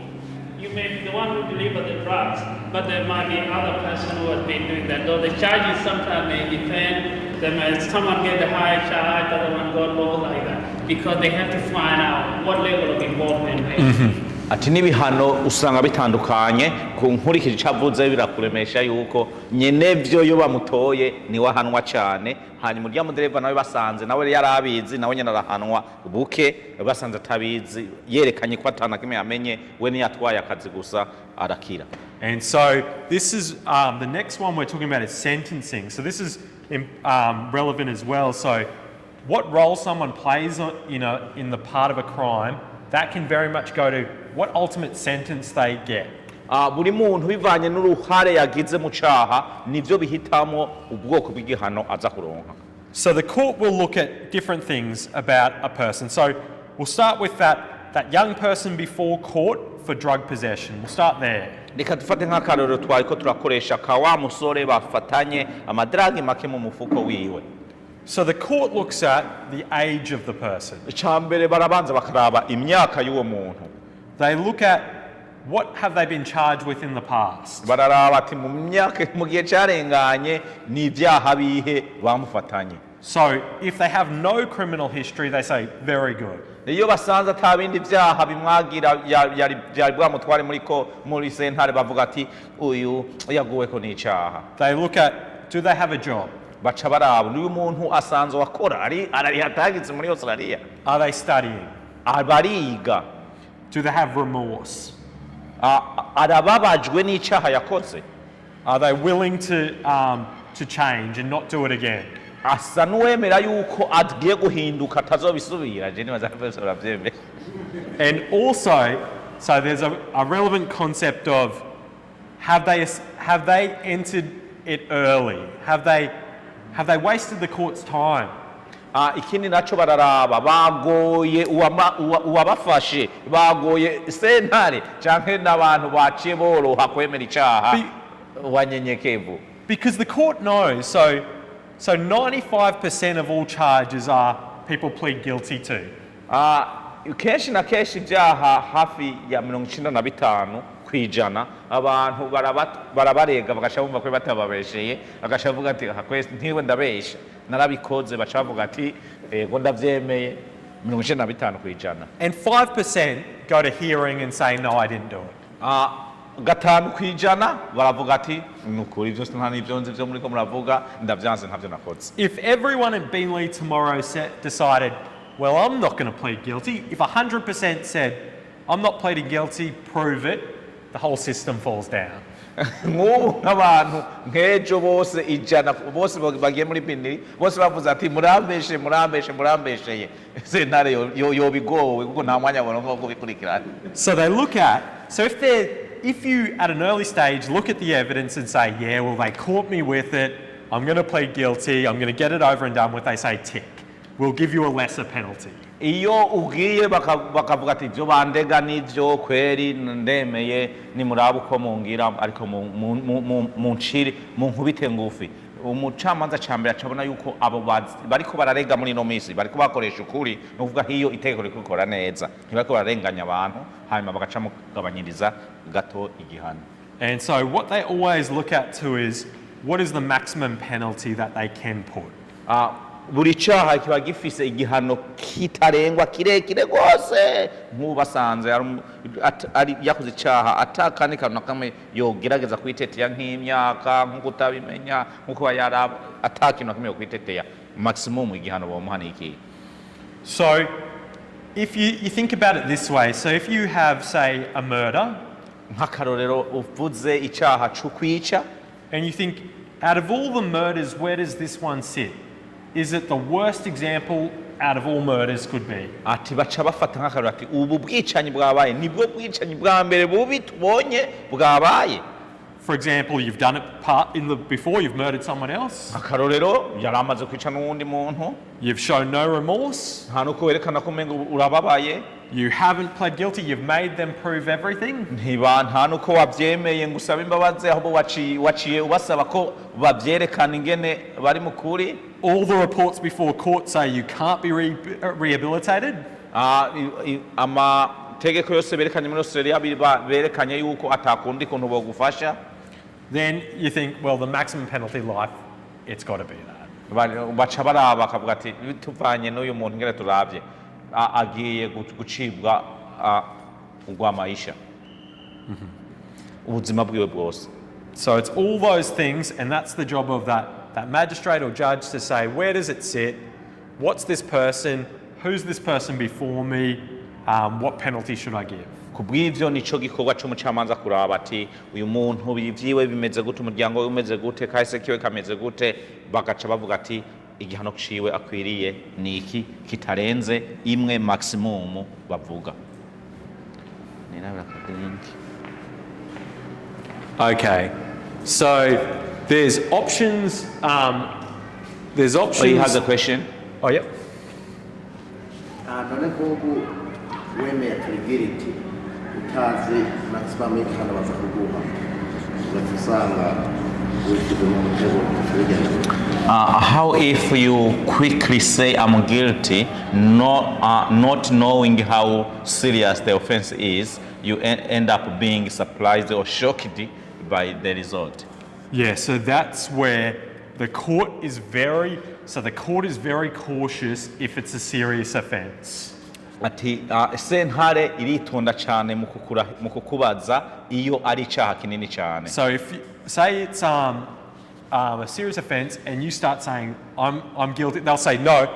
I think you should talk to a lawyer. There's a free lawyer. We'll just wait on that. So the court doesn't want that to happen because they know it's a complicated offense. It's serious. You need legal advice. Akora kantu ndagakunze guko nubwame numvise ko koti yokwa nk'umuntu avuze guilty. Cyoba ari ciza. Mwindi mwe wababonye yuko wemeye ibyo utazi ngo baca bakubwira ati oya banza urindire we ndabona ukeneye iherupi y'umuroya abanza gutahuza ibyo uri kuremera wemera ibyutse. And with this, so with serious offences, there's another issue that normally pops up, and that's called bail. And what do we do while we wait for either a guilty plea or a not guilty hearing to decide what happens? ikindi kintu naco baca bakora ni mu Kiswahili je nakitwa muzamana, mu Kirundi sinzi ngene bacita ingwati, kujya kuntu baca bakurekura ariko ku makondisiyo kugira ngo ugende kubonana n'abantu hanze canke kumbure n'umuroya mu bandanye muganira umuzamini mu Kiswahili. So what, for example, say police go to a house nearby and they say there's a fight going on between partners, and they say to the man, we think you hit your partner, you have to come with us to the police station we talk about what's happened. Nk'akarorero bakagenda ku rugo bagasanga umugabo n'umugore bariko baragwana, bari bahamagaye polisi, bakabona yuko uwo mugabo n'umugore baba harimo ishavu cyane, bakabona ko bahava bagiranira nabi, bagaca bambwira umugabo ati ingo tukuvane muhira tugende tuganirire ku gitwa ca polisi tuganire ibiko biraba. Now there's rules about how long they can keep someone for questioning. Hariho amategeko avuga ingene bashobora kukubaza umwanya ungana gute, and when they have to release someone if they're not going to charge someone. N'igihe bategeza kukumarana niba batagusanganye ikosa rihambaye. But say they do charge that person with assault occasioning bodily harm to their partner. Nk'akarorero basanze uwo muntu yagirwa n'icaha cyo gukomeretsa uwo bubakanye. So the police at that point have a decision to let that person go out again on bail. Barashoboye kumurekura uwo muntu akagenda ku makondisiyo, or to say we don't want to give you bail, it's too risky, we want you to go before a magistrate. Hari bashobora no gucavuga ati ntitukurekura ngo uve ngaha, turabona yuko mengo ufise ishavu ryinshi uhava uca ugenda ukica n'urya muntu uva ngaha nyene ugenda muri sentare nta handi uca. And the starting point is that people should be allowed to get bail. Icambere nuko abantu benshi bararekuriwe kuronka umuzamana. Because the general rule is if you're charged with something or alleged to have done something, it doesn't mean you necessarily did do that. Ikindi kubera itegeko rivuga yuko buri muntu icaha yagirizwa ntivyemerwa yuko aba yagikoze kugeza bakimwemeje neza. The phrase innocent until proven guilty. Muzokumva iryo jambo rivuga ngo innocent until guilty, no kuvuga uregwa wese aba ari umweranda kugeza ibirego vyemejwe. And so what a magistrate has to consider is there's a presumption to let you go out unless certain situations come up which makes you an unacceptable risk of doing more offences. Kubw'ivyo icambere bagerageza kukurekura naho baba bamaze gutegura urubanza kuri wewe, kiretse iyo bamaze kubona ibimenyetso vyerekana yuko aho bavira mu ntoke gukuraho umuntu, or not showing up to court ever. Canke iyo batangwe kubona yuko no muri sentare bagutumyeko ntugenda, bacatanga kwibaza imipango uyu muntu afise n'inyabaki, umunsi bazogufata rero muri koti bazokurekura. And so with those two, the thing they look at is, okay, if they're going to decide you're unacceptable of committing further offences, normally they look at, well, you're already, you've committed all these offences while you're waiting to be decided. You might go out and commit more offences. Kenshi na kenshi ikindi baraba bati mbega hoba igihe wari urinde ucibwa urubanza hari amakosa bagiye urakora ukirinde urwo rubanza, ico gihe rero iyo ugiye baca baraba ati umuntu ariko arakora ibi vyaha kwino speed twomurekura yoca agenda akamara abantu, ubwo rero ntibaca bakurekura baca kugumana. And this is very important for our community because often you find a person committed one offense, they've been given bail, and then they breach the conditions. And when you breach one, it becomes another crime, so it build up. And that's why a lot of us end up in that. But if you respect, like they gave you the condition to stay at that particular address, or don't visit someone, or go closer 100 meters in terms of domestic violence, and you go 100 meters when you go to the house, you already commit crime, and that will build up. And that's what John said. When you go to court, they were like, okay, while we gave you bail, while you were out there, you already done this. What confidence do we have to release you again? ariko avuga ikintu kumbe twigeze kuganira nawe ariko avuga yuko abantu benshi b'Abanyafrika ikiko kirabafunga sukura bakora ivyaha bihambaye ahubwo bakora kaha gato bakabaha itegeko bakarirengako bakabaha irindi tegeko bakarirengako bagasanga umunsi bazogenda ku mucamanza agacavuga ati dushimikiye yuko twakubwiye nk'akarate twakubwiye ntuzo telefone no muntu uramutelefone twakubwiye ntuzomwegera imetero 100 warazirenze nibi bintu regwa navyo nyene biboneka ko navyo nyene wabikoze ugasanga abantu benshi ko bazira kurenga udutegeko duto duto and it's something, so that magistrate who's going through their list of files, what magistrates really don't like is if they've given something like bail, allowed you to go out and then you breach that, or for example they say don't drive, we're suspending you from driving, and then you drive again. That instantly the magistrate gets angry and says you're showing contempt of court, you're not respecting the court. Nk'akarorero arekanya akarorero ati nk'iyo bakubwiye ati ntuzotwara imodoka uciye uheba kuyitwara muri sentare n'ahantu hamwe bazokubwira bakwagiza ko umunyabyaha burya guhagarikwa gutwaza imodoka nta na hamwe cyarimo hari icaha ntuzotinye no kuvuga ati barigeze kumuhagarika n'ibisanga igoraniba iyo baguhagaritse bakagufatira kuratwara mwico gihe bashavuga ati wa muntu umushikira umucamanza yamaze no gushavura uyu muntu numa tubaha amategeko bagaca guha ibihano bihambaye. The difficulty then is, so if you're not given bail and you're said you're going to stay on remand until it gets sorted out, it can take a long time to get sorted out. So you can be waiting around for months inside prison waiting for an offence which you might be found innocent of, but you never get that time back.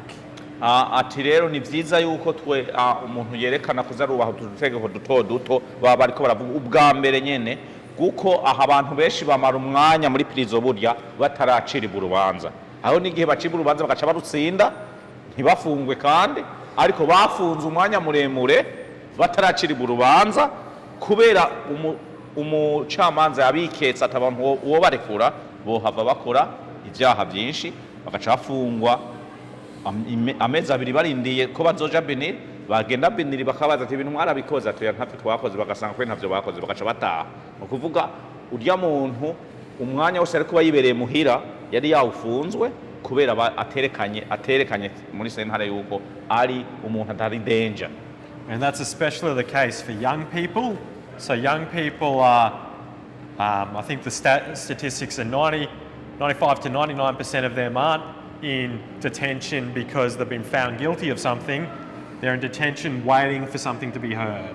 Ati benshi hafi ugwaruka gwenshi again twamuvuganye no mushinga ntayambaye uko cyane cyane abanyafrika benshi abo muzokumva bari muri detention bari mu ma watch house bari mu busho burya ntibibaze ngo barabacira imanza ntibarabacira imanza ahubwo bateye ubwoba umucamanza avuga ati turindiriye guca urubanza mwe murababika hariya uko n'abavyeyi bararushe na community irarushe mwe murababika hariya bazobacira imanza muzoza kumva babarekuye si ukuvuga ngo bamaze igifungo ahubwo ntibigeze bafunga.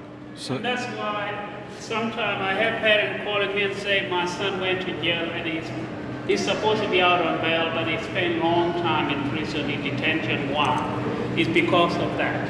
They've been given opportunity first on bail, and then when they're out, they commit more crime. And that's when the judge will be like, look, we gave you the opportunity, but you did not do well. You show contempt to the court, so you got to stay on remand until your court hearing day. And they will say they're in detention or in prison. That's the reason why sometimes it takes long. You may go to court with your child, and they will like, no bail, no bail. They will go back to prison, and you'll think why? It's because of those things that happen.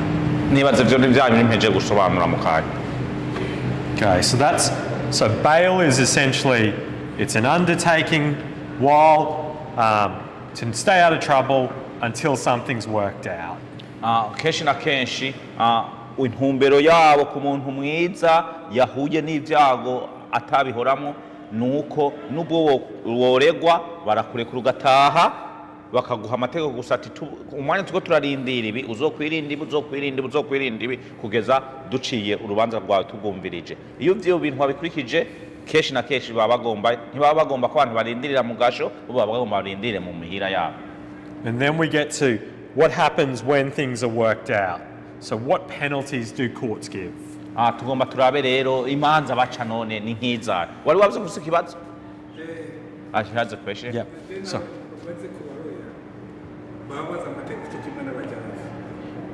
he's asking that he expecting that the lawyers also understand the law as much as judges do. yeah, so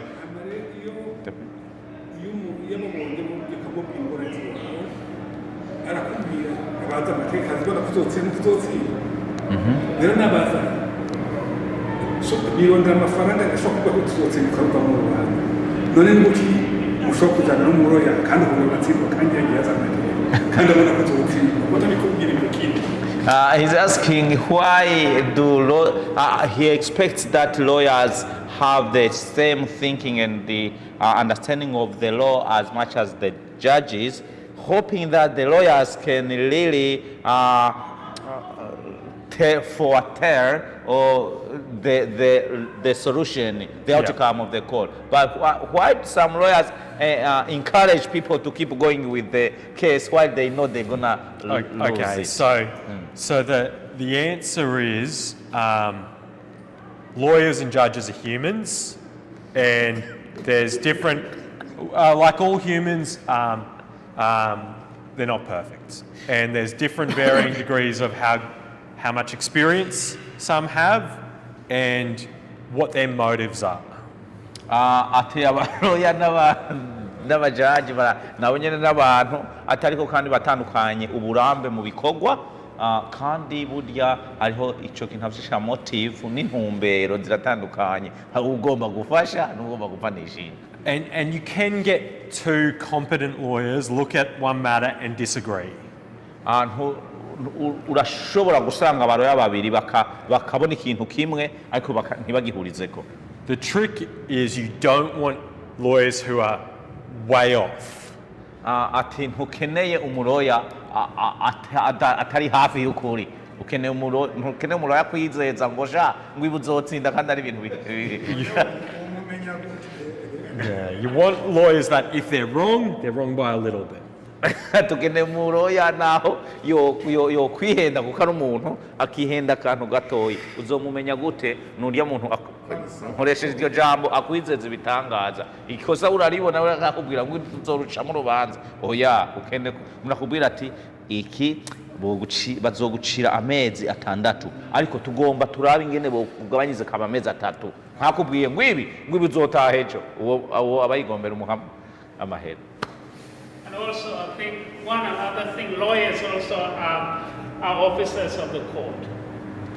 So they are officers of the court. So when they got the license to be lawyers, they are lawyers. They have to respect the system, the court. So at some time we may say they will do the best interest of the client, but actually also you don't need to go against the best interest of the legal system because you are officer of the court. So they have to interpret the law as it is. Ubwo ikindi naco abaloya abanyamategeko baba bariko barafasha umuntu wabo ariko kandi ntibarekuriwe kuba nabo nyine abanyamakosa mu gufasha umunyamakosa, ahubwo barubahiriza nabo nyene itegeko uko rivuga. Nagomba maze ku kintu kijanye n'ibihano, umuntu amaze guhanwa igihano akakirangiza ntiyongera gukora ikosa mbere, icyo gihano gishobora kuva muri sisitemu haheze igihe kingana iki, kugenda gute ngo kivemo umuntu abe mushyashya ntiyongere guhanuka ko yigeze gukora. For example, someone is charged and then got punishment, fine, got prison, and then he served all the prison term, then they are out. How long would that record stay on them for them to look good, innocent in the community again? Okay, so there's in the system. There's specific legislation about spent conviction. So when should someone be considered rehabilitated and the past considered the past? Nidyari akahise kuba kahise umuntu akitwa umuntu muri kubu ntibamufatire muri kahise. So starting point is, firstly, anyone under 18 that has trouble with the law that doesn't go on their record. icambere umuntu wese atafise imyaka 18 niyo akoze amakosa ntibarekuriwe kuyamwandikako. And then the general rule is 10 years. Hariko hanyuma ku bandi nabo formule generale ivuga yuko ico cyaha kikumara imyaka 10. So 10 years for a spent conviction to say, if I go for an employment and they want to look back over all my past and get a national police certificate, it's 10 years for it to be spent and gone and can't be considered. ubwo nibimara imyaka 10 mu ncamake kuva urya munsi witiwe uwera mu maso ya sentare kugira witwe uwera re muri systeme ni imyaka 10. But that depends on the type of offence that and what the magistrate decides. Ariko mengavuze yuko ari general ariko rero biravana rero ni uriya mu camaza niwe yandikamo muri systeme ngo bintu bizomara umwanya ungana gutya. So there's a real big power of a magistrate to say the words conviction recorded. Kenshi na kenshi iyo baguciriye igihano burya munsi urubanza ruheze burya munsi adodora aravugamo n'ijambo ngo conviction recorded. Rirya jambo abavuze ngo muce muvyandikana muri system.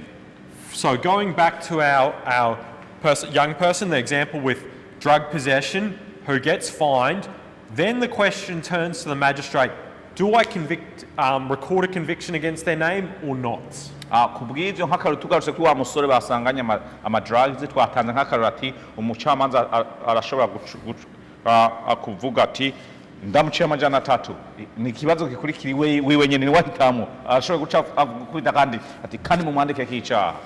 So for those less serious offences, the summary offences I was mentioning, there's a lot less of a desire on the courts to record that conviction. They don't want to do that. Ati kenshi na kenshi uzosanga abacamanza sivyo bifuza nabo nyene baba bagomba umuntu n'imico gihana gihawe gihere ntibaba bagomba yuko bavyandika. So it's more the serious offences or repeat offences where people get a conviction recorded against them. Ati kubw'ivyo umuntu akoze icyaha ari ubwa mbere kenshi na kenshi naho yohanwa azohanwa umusi azoheza kizoba giheranye ntibazovyandika. Ariko umuntu bazocandika n'umuntu agikoze ubwa kabiri niyo akora ubwa kabiri bazokimufungira bongere bace banacandika muri system. But for where you started from, where someone's been sent to prison, so their actual penalty is, for example, I sentence you to 18 months in prison, which will be suspended after 6 months. Ati nk'akarorero umuntu arashobora kugenda muri sentare akaciribwa amezi 18 umwaka n'inusu. Iyo bigenze uko inyuma y'amezi 6 ararekuriwe kugira icyo abivuzeko. A conviction is recorded and then it will be the 10 years. Hanyuma inyuma yuko uwo mwaka n'inusu uko nabivuze uheze niho haca haba irya myaka 10. And maybe also the question, and I want you to explain more. Can the lawyer argue for the conviction not to be recorded, even if it is higher? So, if imprisonment is a penalty that's imposed, no. A conviction will be recorded. For example, if it's a lesser one, so if probation, if fines, if community service, there can be arguments that no, there should not be a conviction, but when you get to the more serious offences, a conviction is recorded. Muravyumvise ari bibazo ari bya igihano nico kiza guhitamwo yuko ico gihano kizokurikirwa no kwandikwa muri system. Iyo umuntu afunzwe keshi na keshi bahanura ati muce mumushana muri system. Ariko iyo ahawe fine, iyo ahawe ivyo bita community work, ivyo bintu ntibavyandika muri system. Niyo boba bagiye kuvyandika muri system, abaroya niko kazi kabo guca bavuga ati mumubabarire akora ivyo bintu gusa ntimumononera izina. So for example, you always as a lawyer, you wonder about what are the other consequences apart from just a court, the penalty, giving a penalty. Ati nk'akarumuro umuntu aribaza izindi ngaruka mbi zirimo umuntu ukora icaha kiretse gufungwa n'ibindi bihano byo muri koti nibi. So here's some of the examples of what can flow from different going to court and away from just what the court decides. Ati kiretse n'ivyo sentare hitamo n'ibihe bindi bikurikira. So if someone is not an Australian citizen, there's the risk of deportation. iyo umuntu atari umu citizen wo muri Australia iyo atararonka ubwenegihugu hariho ibice byinshi yuko bashobora guca bamusubiza iwabo. And currently that's very popular with New Zealand young people. And where it kicks in is if you get sentences and they build up to 12 months imprisonment. Ati iyo ufunzwe ikintu avuze kira ntangaje gato ko je nanzi yuko iyo ufunzwe umwaka wose ariko akoresheje ijambo yuko iyo ibihe byose umaze gufungwa biteranije bagasanga hari mu mwaka wose. Wafunzwe amezi abiri, wafunzwe amezi atatu, wafunzwe amezi ane bateranije bagasanga havuyemo umwaka. Iyo ukwije umwaka mugasha ko muri Australia bareke guca utahana iwanyu. And then so one of the things when representing someone is to ascertain, are you an Australian citizen, are you not an Australian citizen? Ikindi kintu gihitamo nimba bafite uburenganzira bwo kubikora cyane baraba nimba waramaze kuba umu-citizen cyangwa utaraba umu-citizen. And the worst is if you get someone and they've come from a traumatic war background, from a refugee camp, and there's a principle called non-refoulement where you can't send someone back to somewhere where it's dangerous. Ikibazo gushakisha kiba iyo umuntu yaje avuga ko yahunze intambara ahantu habi bagira bamwice none indashitse arakoze amakosa ati buri ko birabagora ingene uca umusubiza aho hantu nyene bagira bamwice. And so what happens then is yeah, just comment saying it because that place is not safe for the person. But yes.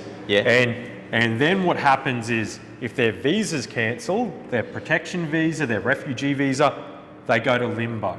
They can't go home, they can't stay, so they go to offshore detention for years.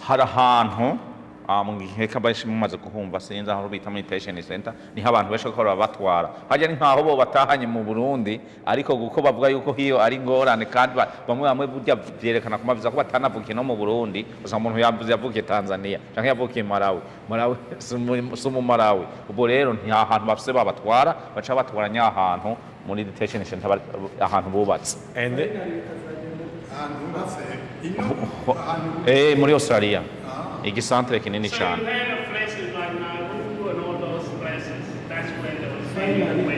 What's the final pay? You end up being in the limbo until there's a safe place. Until the government says there's a safe place. And for example, safe place. Yeah. So for example, you look at what is the point of departure. So for someone who came from, born in Kenya, went to a refugee in Sudan, then departed from Egypt. So they're in limbo for 12 years waiting for one of those, which government will take me? And it's a disaster because they don't have a visa here. They're waiting for a safe place to be repatriated. The government saying, well, you find it.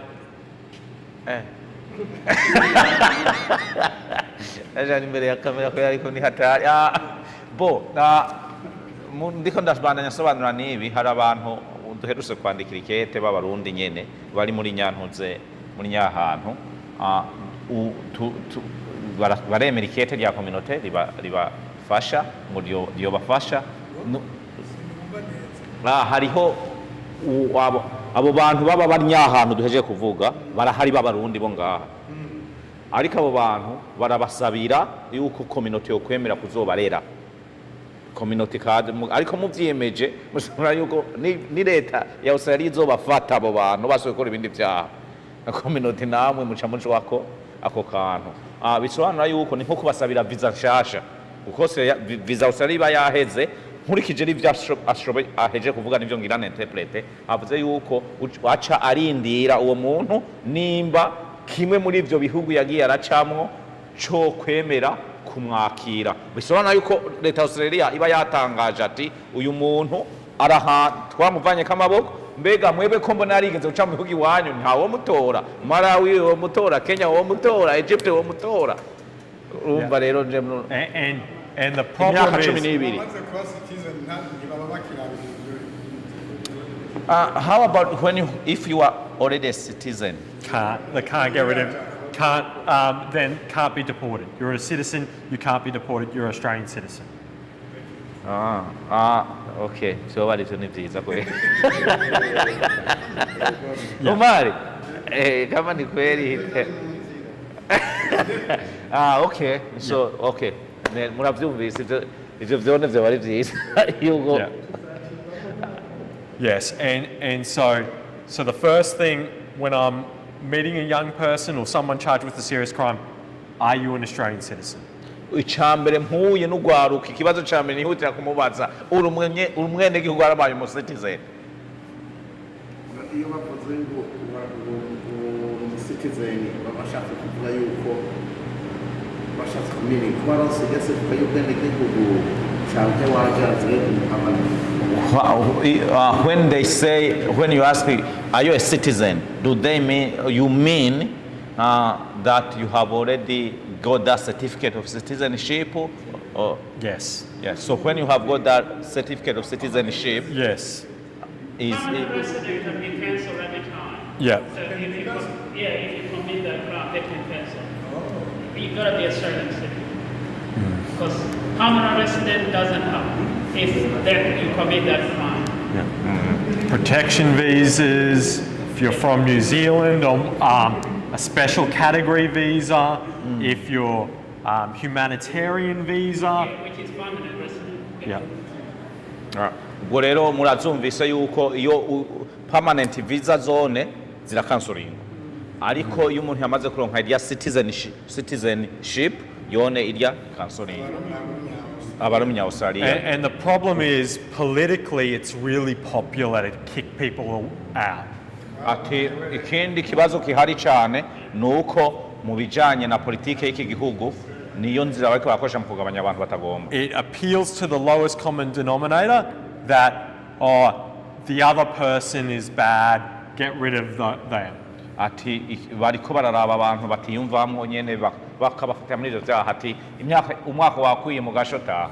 The Home Affairs, the past Home Affairs Minister said when he was getting rid of New Zealand citizen, we're taking out the trash. Ati umuntu umuministre ajejwe intwaro yo hagati yo mu gihugu aheruka kuvuga yuko iyo wirukanye abantu New Zealand uri kutwara umwavu muri bin. Ni jambo ribi yakoresheje. So you can see that there's a lack of compassion. Urabona yuko atampuhwe zikirimwo. And it's good to be aware that, well, that's a risk for someone who's on a visa, who's on that, that if there's 12 months imprisonment, it can kick in. Ni vyiza rero tubimenya tukabimenyesha n'abandi yuko ntiturabe gusa yuko igihano umuntu yofungwa ngaha ari birenze n'igihano umuntu wese atararonka citizenship yokora icaha kikamufunga umwaka yobatasha. Yep. And you can fight it and say, I should remain in Australia because I've got children, I've got family, I've been a good citizen, but it's a long process to go through. Abantu barashobora kuburana muri Amerika biruzuye bireze cyane cyane iyo nk'umugabo afise abana n'umugore ari yavuga ati abana sinobareka n'umugore wanje sinomureka, baca bagutwara aho hantu nyene nkaho twavuze ukaharindira ubwo rubanza, umugore akagerageza kwerekana ingene atoba hata mugabo, abana bakerekana ingene boba hata se wabo, ibintu nkabe n'ivyo, ariko ati ni gake utsinda ubwo rubanza. So that's number one. So when, away from what the court orders, there's possibility of immigration problems. Ati nkuko tubibonye rero turetse n'amategeko n'imyanzuro ifatirwa muri sentare, hariho n'imyanzuro migration ishifata. And then there's issues with what type of work you can do. Ati kandi hariho n'ibibazo bica biza rero uwo muntu warekuriwe gukora akazi nyabako uwo muntu There are things called blue cards and white cards. Hariho ibijanye na blue card na white card. So ngaha gukorana n'abana, white card ikorana ni kubaka. For example, blue card if someone's working with a soccer team outside or anyone under 18. Blue card ni uburenganzira, ni card yerekana ko umuntu ari mwiza gukorana n'abantu bari munsi y'imyaka 18. If you get a conviction in a court, automatically they get notified, the blue card people, and it says, cancel that. Iyo umucamanza avuze ngo umuntu ngo nafungwe, arira kuvuga gusa ngo nafungwe, baca baronka email ivuga ati mumbake na blue card. And it can start a process of, well then if I don't have a blue card and I'm a teacher, how am I going to work? Hanyuma rero aho niho ikibazo gica kibera kuko udafise blue card naho ufise degree y'ubwarimu ibipfuye nusubira kwigisha. So there's that work one. There's what we just touched on before about having a conviction against your name. Hari ibyo twumvise gatoyi twakoze ko ibijanye no kugira kahise kabi ku izina ryawe. The way that normally works is an employment company will look at a national police certificate. Ingene babimenya ino abantu bajeje gutanga ubuzi bararaba irya national police certificate baraba kahise kawe ko muri kino gihugu. Anyone can get their national police certificate from a police station online, and what it shows is in the different states and territories of Australia, have you been convicted of offences? Uzobona ino buri muntu ashobora gusaba iyo certificate hanyuma ukayironka ikerekana ko atavyaha wagirizwa muri Australia. And employment companies, large ones, so for example transport companies or logistics companies, trucking companies, they have access to everyone's national police certificate. Muri amashirahamwe ajejwe ibintu bitandukanye harimo n'ibintu vya driving arashoboye kwinjira akaraba ntuzeye criminal record ya buri muntu ngaho. So for someone who's been in prison for 12 months, their name will be there, and they'll be up to that employer to decide, should I employ them, should I not, should I ask them about that conviction, what should we do? Ati kubw'ivyo ku muntu yamaze gufungwa igihe kirenze umwaka umwe wese bamusangamo muri iyo liste hama bagaca bahitamo bonenye kuvuga ati bebasha umuntu tumuha akazi amaze gufungwa bagaca banamuhamagara bakakumbure abo n'igihe bagerageje bakamuhamagara bakamubaza ati vyagenze uti wari wafunzwe n'ibiki. Then there's so the other one away from the court is if offences involve children.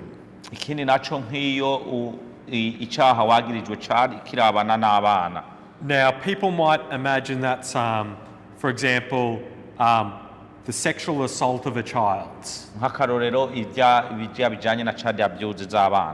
However, it could be a 17-year-old and a 15-year-old going out together and sharing photos.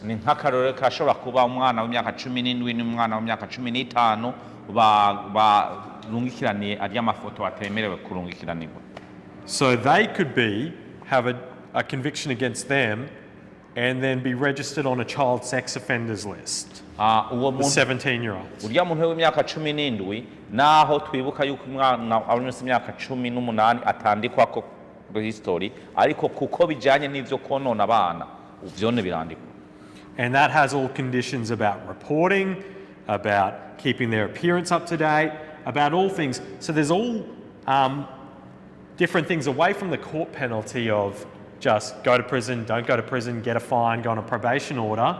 There's all these other consequences that can flow. Kubw'ivyo turetse n'ivyo bintu vy'uko umuntu uvuga ati yohava afungwa yohava aronka ifine n'ibindi hariho n'ibindi bintu bibi bica biboneka ku muntu amaze gufungwa.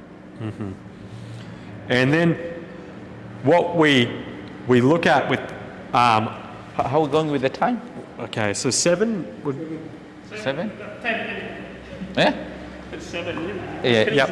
We'll keep rolling along. Yeah. And so Yeah, one of the big things is so in the past with all the orders, so it builds up. So the way it sort of builds up.